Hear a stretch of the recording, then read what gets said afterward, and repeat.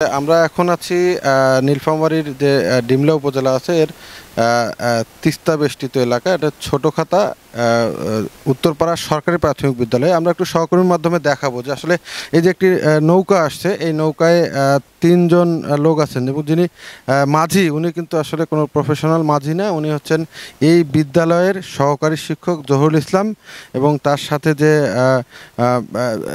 জিয়াউর রহমান, তার সাথে যে আর একজন আছেন বসে সাদা শার্ট পরান, উনি হচ্ছেন এই স্কুলের প্রধান শিক্ষক। তো আসলে গত কয়েকদিন থেকে এই নীলফামারীর ডিমলা উপজেলায় যে নদী বেষ্টিত এলাকা আছে তার চিত্রটা অনেকটা এরকমই। এখানকার আশপাশের নিচের যে বাড়ি ঘর যেগুলো আছে সেগুলো তলিয়ে গেছে, ফসলের জমি তলিয়ে গেছে এবং কয়েকটি শিক্ষা প্রতিষ্ঠান এরকম পানির নিচে আছে যেগুলো থেকে গত অন্তত 7-8 দিন থেকে শিক্ষা প্রতিষ্ঠানে কোনো শিক্ষার্থী আসতে পারছে না এবং শিক্ষকরা নিয়ম করে এখানে স্কুলে আসে এবং সেখান থেকে তারা আবার কিছুক্ষণ সময় কাটিয়ে চলে যায়। তো এখন নীলফামারীর ডালিয়া পয়েন্টে এখনও কিন্তু বিপদসীমার 18 সেন্টিমিটার উপরে তিস্তার পানি।